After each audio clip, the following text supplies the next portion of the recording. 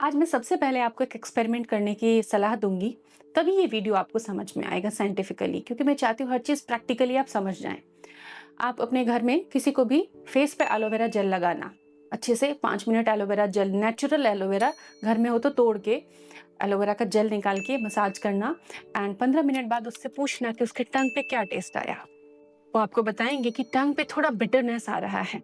इसी तरह करेले को अगर पैर के तलवों पे रगड़ा जाए, थोड़ी देर में टंग पे बिटर टेस्ट आ जाता है। तो ये चीज़ें हैं क्या? यही आज के वीडियो का सार है। मैं आपको यही बताना चाहती हूँ कि आप अपनी स्किन पे जो भी लगाते हो, वो चीज़ें आपकी बॉडी में एब्ज़ॉर्ब हो जाती हैं। और अगर आप प्रेग्नेंट हैं ना, तो यहाँ खतरा भी हो सकता है, तो कुछ अवेयरनेस की चीज़ें बताऊँगी और कुछ प्रिकॉशंस बताऊँगी।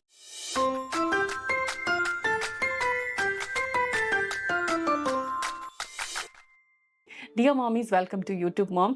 हम आपके लिए डेली अवेयरनेस कंटेंट लाते हैं, आपकी प्रेगनेंसी के बेटरमेंट के लिए कंटेंट लाते हैं, लेकिन अब आपकी बारी है कि चैनल को सब्सक्राइब करें एंड डेली के अपडेट से आप वाकिफ रहें।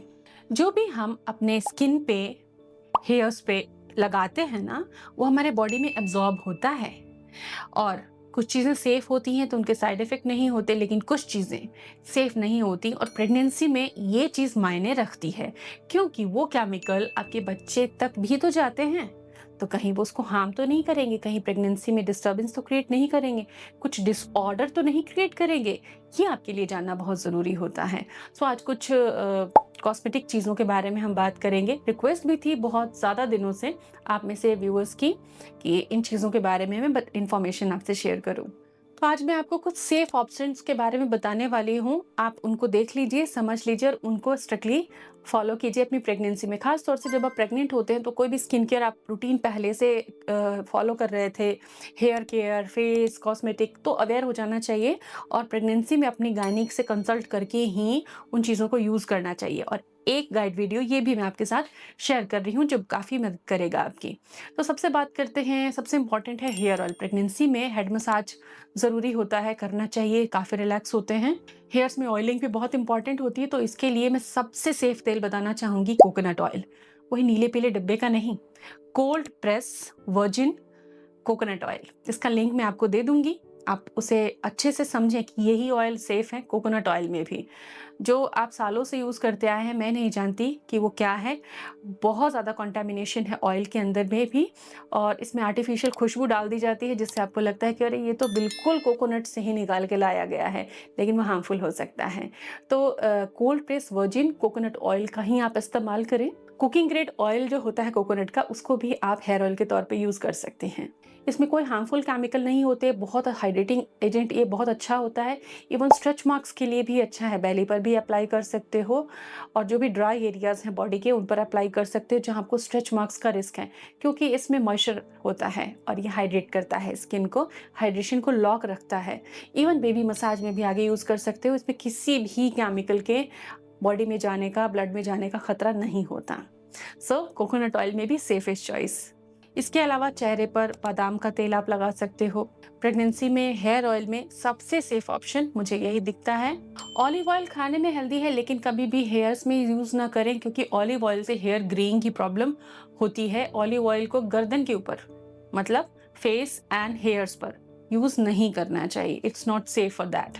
अगर आप खुशबूदार रंग बिरंगे हरे पीले रंग वाले तेल यूज कर रहे हैं तो सावधान, उनमें पैराबीन्स हैं, उनमें मिनरल ऑयल है, उनमें केमिकल हैं, जिसमें खुशबू है उसमें केमिकल है।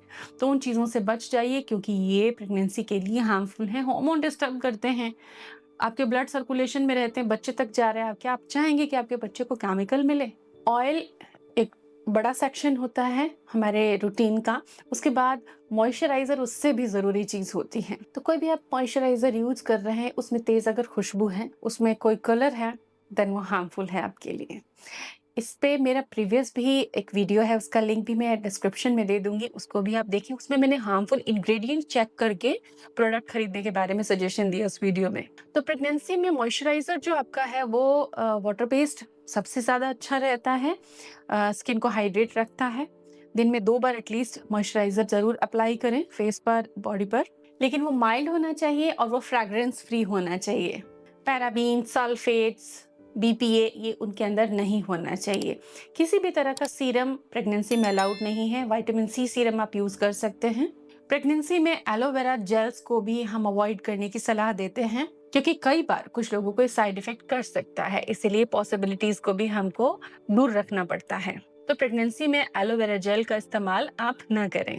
मुल्तानी मिट्टी, गुलाब जल, टमाटर का फेस पैक, बेसन दही का फेस पैक ये आपकी स्किन के लिए अच्छा है। उसकी जगह आप इन घरेलू चीज़ों को यूज़ कर सकते हैं जिनके साइड इफ़ेक्ट्स नहीं हैं। स्किन की इलास्टिसिटी, कोलेजन बिल्डिंग इनके लिए अगर आप चाहते हैं क्रीम, तो shea butter based cream use कर सकते हैं। उनका भी लिंक मैंने वीडियो में दिया है, वो आपके लिए हेल्पफुल होगा।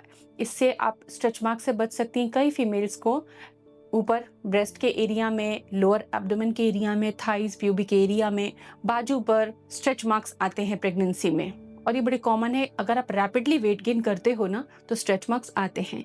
तो उनके लिए शिया बटर बेस्ड क्रीम बहुत अच्छी होती हैं।